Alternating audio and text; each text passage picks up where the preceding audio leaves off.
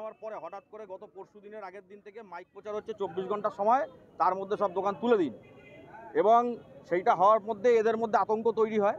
এবং পরবর্তীতে গতকাল আমরা বসি মধ্যমগ্রামে সোদপুর রোডের দুপাশের দোকানদারদের নিয়ে হকার সংগ্রাম কমিটি হয়, এবং আমরা সিদ্ধান্ত গ্রহণ করি যে সুপ্রিম কোর্টের যে ঐতিহাসিক রায় হকারদের সংক্রান্ত, যে সরকারি প্রতিষ্ঠান কেন্দ্রীয় সরকার, রাজ্য সরকার, মিউনিসিপ্যালিটি কর্পোরেশন এই পিডব্লিউডির জায়গায় থাকা হকারদের পুনর্বাসন ছাড়া এদের তুলতে পারবে না, তার ভিত্তিতে 14 সালে হচ্ছে কেন্দ্রীয় সরকার পার্লামেন্টে যে আইন পাস করে, এই যে স্ট্রিট ভেন্ডার অ্যাক্ট সেন্ট্রাল গভর্নমেন্টের, এইটা নিয়ে আজকে আমরা পুলিশ প্রশাসনের কাছে আসি। মধ্যমগ্রাম পৌরসভার চেয়ারম্যান সহ ভাইস চেয়ারম্যান অন্যান্যরা ছিলেন, আমাদের যারা CI2 লিডারশিপ কমরেড সনদ বিশ্বাস, আহমেদ আলী খান, অলোক সাহা, বিরোধী দলনেতা তারাও ছিলেন।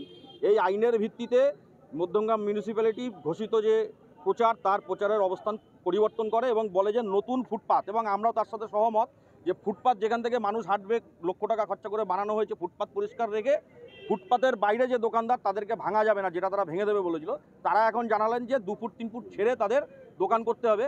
এইটা আমাদের এই হকারদের যে দলমত নির্বিশেষে ঐক্যবদ্ধ আন্দোলন, এই আন্দোলনের জয়। হ্যাঁ, একদিনের কমিটিতে জয় শুধু না, এটা একদিনের কমিটির বিষয় না, আমরা এই কমিটি আগামী দিনে যাতে আরও আইনের পথে যাতে যাওয়া যায়, কারণ বললো পুজো পর্যন্ত হাত দেবে না, পুজোর পরে তো হাত দিতে পারে।